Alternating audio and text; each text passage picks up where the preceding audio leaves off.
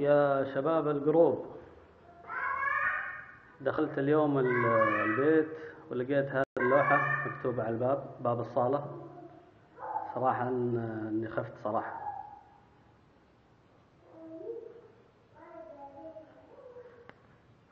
يعني شكيت في الموضوع. فتحت الباب ولقيت المفاجأة.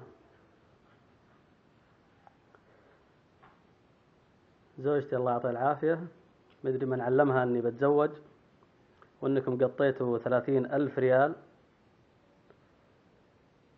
فدخلت البيت لقيتها حاطة 90,000 ريال، يعني دبل اللي دفعتوه 3 مرات.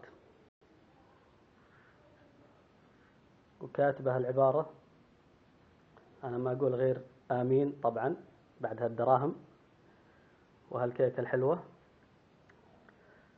وهالرسالة لكم يا أصحاب الجروب، تقول لكم لو أعطوك أكثر أنا بعطيك أكثر وأكثر وأكثر. يعني الموضوع فيه تحدي. وزوجتي صراحة كسبت التحدي، وأنا أتطلع منكم المزيد صراحة. أشكر زوجتي على ردة الفعل هذه الغريبة، وأنا أقول لها صراحة مستحيل أستغنى عنك أو إني أفكر في الحركات الشباب هذه اللي ما أدري